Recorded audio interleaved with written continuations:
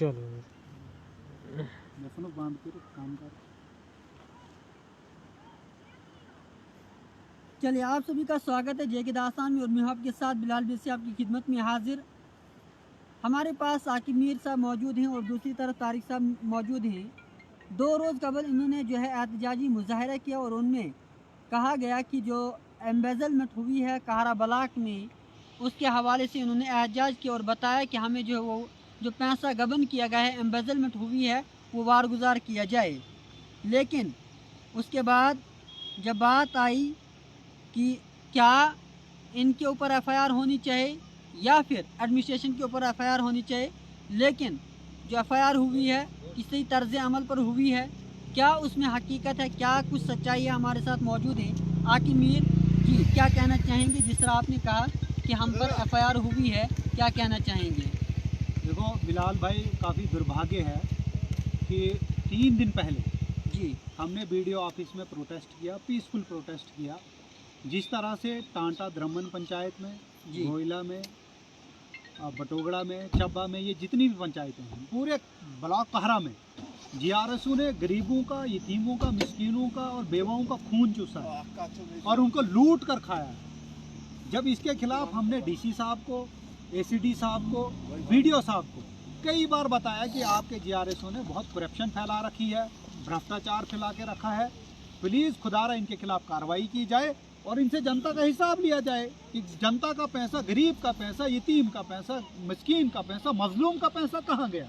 ठीक है आकिब, आपने कहा कि गरीबों, यतीमों, मिस्किनों का जो पैसा है, जिनका भी है, उनको वापस किया जाए, लेकिन एफआईआर किस बुनियाद पर हुई? जब हमने प्रोटेस्ट किया तो जब हम वहाँ गए, हम पहले बाहर प्रोटेस्ट कर रहे थे तो हम वीडियो साहब का वेट कर रहे थे, लेकिन वीडियो साहब उस दिन नहीं आए। जब उनको फ़ोन किया कि वीडियो साहब आप कहाँ हैं, उन्होंने कहा कि मैं जम्मू में हूँ, मुझे कुछ अपनी प्रॉब्लम है। तो वो लोग जो अपनी प्रॉब्लम लेके वहाँ पर आए थे, तो वो किसको अपना दर्द सुनाते। लेकिन हुआ क्या कि जब प्रोटेस्ट हुआ तो शाम को लेट नाइट वो जीआरएफ जो भ्रष्टाचार में, करप्शन में, रिश्वतखोरी में लिप्त हैं, जिन्होंने न बेवाओं को छोड़ा है, न गरीबों को छोड़ा है, न यतीमों को छोड़ा है, न मिस्कीनों को छोड़ा है, सब वहाँ पर आए और उन्होंने लोगों के पैर पकड़ना शुरू कर लिया। वो कहने लगे लोगों से कि जिनसे हमने 10,000 रुपये खाया, 3,000 खाया, जिनका बिल बंद है, हम सबको वापस दे देंगे। लेकिन लोगों ने उनकी एक भी बात नहीं मानी। जब नहीं मानी तो तब तक वीडियो साहब ने क्या किया कि गरीबों को, मजलूमों को और दूसरे लोगों को दबाने के लिए वो एक एप्लीकेशन लिखते हैं एसीडी के थ्रू डीसी डोडा को, यहाँ पे जी इन्होंने हमारे मुलाजमों को बंधक बना के रखा। हालांकि वहाँ पे मुलाजम जो थे वो हमसे बात कर रहे थे और हम उनको उनकी चोरियाँ सुना रहे थे, उनको उनकी चोरियाँ ऑनलाइन दिखा रहे थे कि देखो एक बंदे ने 40 दिन काम किया है। कितने दिन?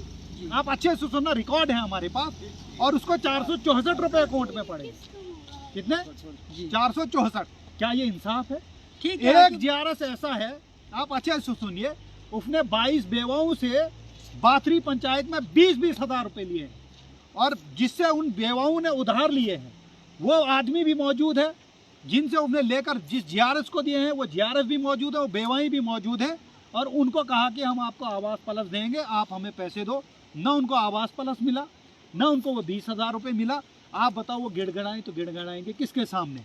क्या डीसी डोडा, एसीडी डोडा एफआईआर लगाकर गरीबों को, मिस्कीनों को, मजलूमों को एफआईआर लगाना किस पे? अगर मुझ पे एफआईआर होती, मुझ पे देखो कानूनी या क्या है? गलती हमारी ये थी कि हम ऑफिस में गए, हमने वीडियो को तलब किया, हमने एसीडी डोडा को तलब किया, बस ये हमारी गलती होगी। लेकिन बताया जा रहा है कि आपने वहाँ पर तोड़फोड़ की है। आप देखो, आप जो है वहाँ टेबल पर बैठे, मेरी बात सुनो, कुर्सी बैठने के लिए मेरी बात सुनो, वहाँ पर पहले तो मेरी बात सुनो, पहले तो वीडियो ऑफिस में किसी ने तोड़फोड़ नहीं किया, वहाँ पर उनके मुलाजमीन मौजूद थे।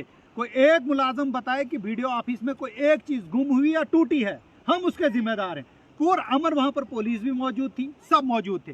प्रोटेस्ट सिर्फ इसलिए चल रहा था जिन जीआरएसओ ने करप्शन किया है, जिन जीआरएसओ ने चोरियां की हैं, जिन जीआरएसओ ने मजलूमों, मिस्कीनों, यतीमों का हक खाया है, उनसे वो हक लेकर दोबारा उन मजदूरों, गरीबों, यतीमों में वापस दिया जाए। उसके बरक्स डीसी डोडा हमें एफआईआर लगा के डराना चाहता है। कोई भी गरीब, कोई भी मजलूम, कोई भी जवान डीसी डोडा, एसीडी डोडा और इन चोर जीआरएसओ से डरने वाला नहीं है। हमें उम्मीद थी कि डीसी डोडा इन चोर दलालों को टर्मिनेट करेंगे सर्विस से। अच्छा, लेकिन उसके बरक्स वो हमारे खिलाफ एफआईआर लगा के हमें डराना चाहता है।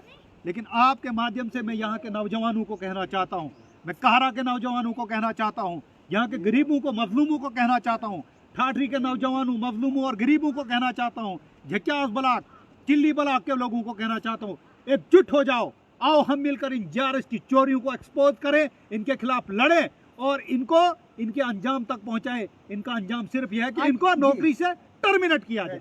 ठीक है आकिब, एक बात यहाँ पर किसी अफराद ने कही थी और रात को कमेंट सेशन के अंदर बता रहे थे कि हर एक को जो है कहरा ब्लॉक में ही करप्शन क्यों दिखाई देती। एक दूसरा ब्लॉक जिक्यास भी आपके पास है, वहाँ पर आप करप्शन के रिलेटेड जो है वहाँ पर आवाज़ क्यों नहीं उठाते।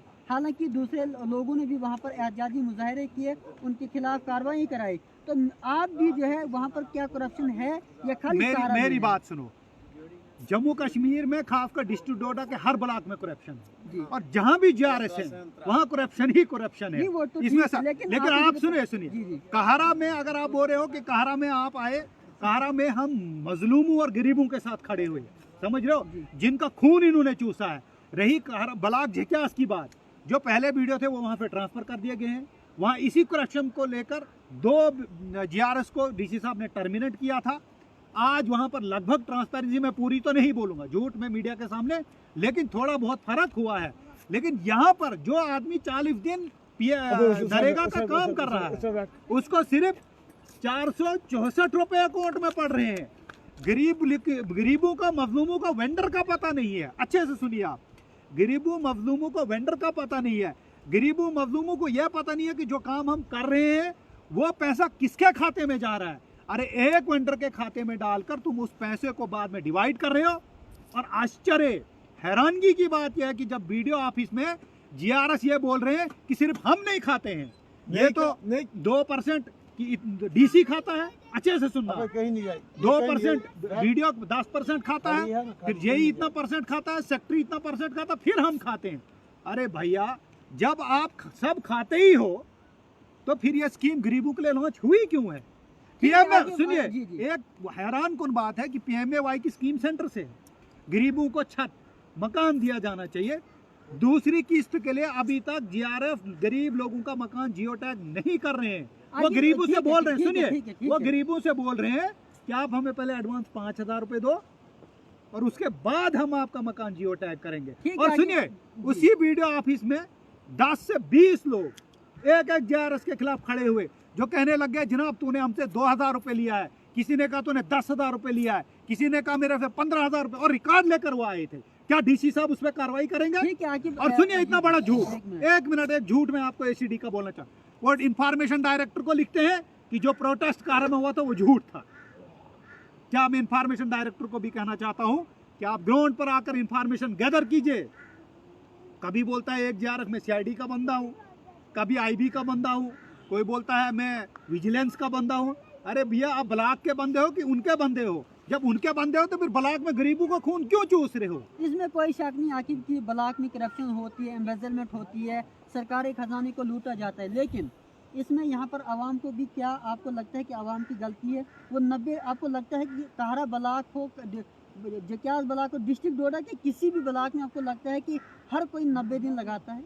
मेरी बात सुनिए, नहीं, जितने दिन वो मुझे लगता, अगर ठीक है, जितने दिन वो लगाता है उतने दिन का हकदार तो वो है ना। जी बिल्कुल। अगर 40 दिन लगाने के बाद आपको 464 रुपए मिल रहे हैं तो वो 100 दिन क्यों लगाएगा? मेरी बात नहीं, मैंने 40 दिन लगाए, मुझे 464 रुपए मिल रहे हैं, मैं 100 दिन क्यों लगाऊंगा? लेकिन मेरा कहना, आपने ठीक प्रश्न किया, ठीक क्वेश्चन किया आपने, आपका सवाल बिल्कुल बेहतर है। लेकिन जितने दिन लगाए उतने पैसे तो होने चाहिए ना। जितने लगाए उतने की भी पेमेंट नहीं हो रही है। मेरी बात समझ रहे हो ना? और पेमेंट के नाम पे गरीबों को लूटा जा रहा है, मिस्कीनों को लूटा जा रहा है, यतीम जवानों को, बच्चों को लूटा जा रहा है, और नहीं तो और बेवा औरतों से भी पैसे लिए जा रहे हैं। आप बताओ, क्या वो बेवा औरतें, क्या वो यतीम, क्या वो मजलूम, क्या वो गरीब समाज का हिस्सा नहीं है?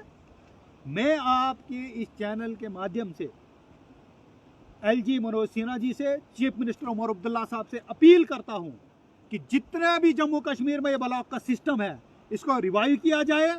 इसमें जो जीआरएस हैं, इनके अकाउंट्स, इनकी प्रॉपर्टी, इनका सब कुछ चेक किया जाए और इनके खिलाफ कड़ी कार्रवाई की जाए और जो भी JRS भ्रष्टाचार में, करप्शन में, रिश्वतखोरी में लिप्त है उसको सीधा टर्मिनेट किया जाए।